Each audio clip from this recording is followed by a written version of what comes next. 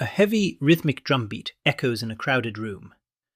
Strangers, separated by class, ideology, and anxiety, suddenly begin to move their bodies in exact, unconscious unison. When the beat plays, your foot taps before your conscious brain even registers the song.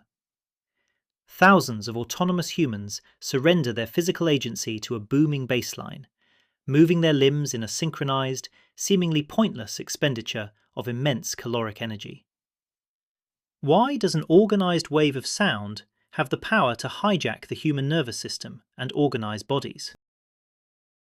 Today, this quirk manifests as an intense, almost uncomfortable duality. We feel the irresistible pull of the rhythm, yet we harbor a profound anxiety tied to clapping off beat or dancing poorly in public. Viewed through a purely rational modern lens, music and dance are biological absurdities. They consume massive amounts of metabolic energy and distract us from our immediate surroundings. But music is not, and never was, mere acoustic decoration. It was a biological technology. It was the original mechanism of tribe synchronization and collective survival, forged long before the first word was written. To understand the beat, we must look to the terrors of the Pleistocene savannah. Early hominins were biologically pathetic compared to their predators. We lacked fangs, armor, venom, and sprinting speed. We were small, slow, and highly vulnerable. Our only evolutionary advantage was each other. However, a group of 50 terrified, highly individualistic apes is not an apex predator. It is a buffet. Before the evolution of complex, abstract language, early humans faced a critical survival bottleneck. How do you instantly align the nervous systems, intentions, and adrenaline levels of a dozen individuals to act as a single, fearless organism? The answer was sound. Music was the evolutionary hack forged as an acoustic tether. The evolutionary pressure heavily favoured groups that could synchronize. Rhythmic entrainment, the physical ability to align bodily movements to an external beat, triggered a profound neurochemical cascade. Pounding rocks, stamping feet, and chanting forced massive releases of endorphins and oxytocin into the bloodstream. This chemical flood simultaneously numbed physical pain and dissolved the individual ego. You stopped caring about your own survival and cared only about the survival of the group. Imagine the creeping dread of the ancient night. The sun dips below the horizon, and the savannah plunges into absolute, suffocating darkness. Beyond the meagre halo of the firelight, the tall grass rustles. Saber-toothed cats and giant hyenas are hunting. The air smells of wood smoke, raw meat, and the acrid sweat of human fear. You are acutely aware that if you step 10 feet into the dark alone, you will die. The tension in the camp is palpable. A dispute over food has fractured trust. The night is freezing, and infant mortality is a looming spectre hanging over the shivering group. Then an elder picks up a thick femur bone and strikes it against a hollow log. Thwack! He does it again. Thwack! Another member of the group joins in, slapping their bare chest. Thump! Someone else begins a low, rhythmic vocalization. You feel the base of the hollow log vibrating deep in your sternum. Your auditory motor cortex fires. Without thinking, your foot stamps the dust. Suddenly, 20 bodies are moving in perfect time. The fear melts away, replaced by an intoxicating, warm flood of endorphins. The darkness beyond the fire does not matter anymore, because you are no longer a fragile, isolated ape. You are a single cell in a larger, invincible beast. The rhythmic thumping is the heartbeat of this new creature. To the predators lurking in the grass, this synchronized stamping and chanting creates the terrifying illusion of a single, massive, multi-limbed superorganism. Music was the psychic fortress our ancestors built to keep the dark at bay, terrifying rival tribes and apex predators alike. Solving the problem of terror created the quirk of involuntary dancing. This campfire transformation is not just a poetic metaphor. It is written directly into our neural architecture.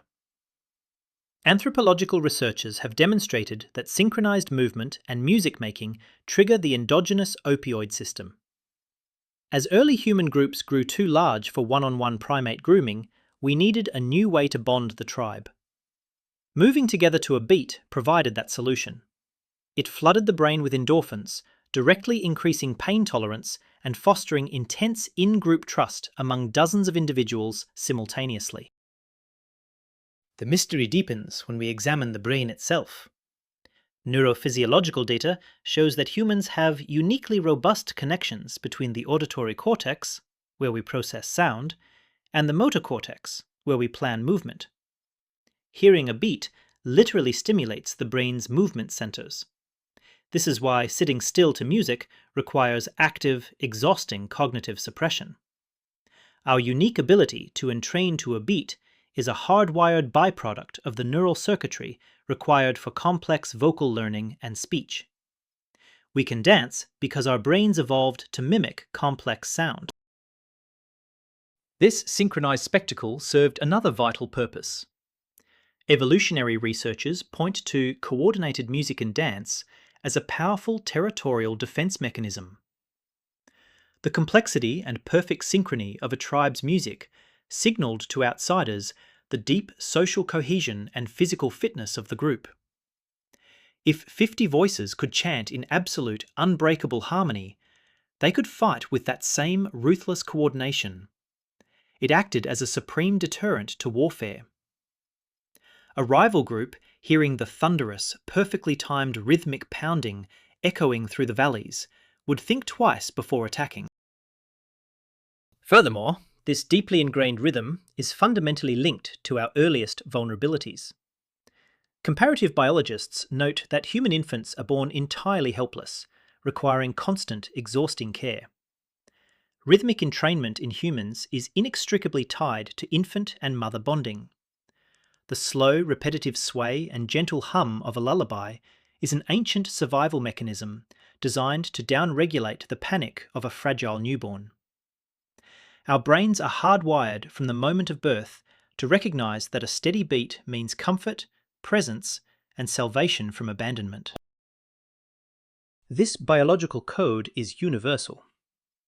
After analyzing a massive ethnographic database of over 300 societies, researchers proved that music is present in absolutely all human cultures. Furthermore, songs used for dance, healing, and infant care share similar acoustic features worldwide. Unlike language, which demands precise meaning and can spark arguments, music offers floating intentionality. It is wonderfully ambiguous. This allowed early humans with different internal thoughts to engage in a shared, synchronized activity without arguing over specifics. It unified the tribe without the need for translation. But today, the tragedy of modern music is one of profound biological dislocation. For hundreds of thousands of years, music was an active, participatory event. There was no distinction between the performer and the audience. To hear music meant you were intimately surrounded by your tribe, physically moving, breathing, and bonding. Now, we carry this ancient craving for synchronization into a hyper-individualized world. We have commodified a biological survival mechanism, and it is taking a quiet psychological toll on our daily lives. We sit on crowded subways, utterly alienated from the strangers around us, pumping highly engineered beats into our brains through tiny earbuds. Our auditory motor cortex fires. Our brain anticipates the tribal connection, the warmth of the fire, the safety of the group. But our bodies remain still and isolated.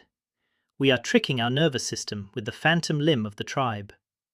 This creates a subtle but pervasive psychological friction, a lonely neurochemical craving for a collective that simply is not there. It is why we often feel a lingering sadness after leaving a crowded, pounding concert.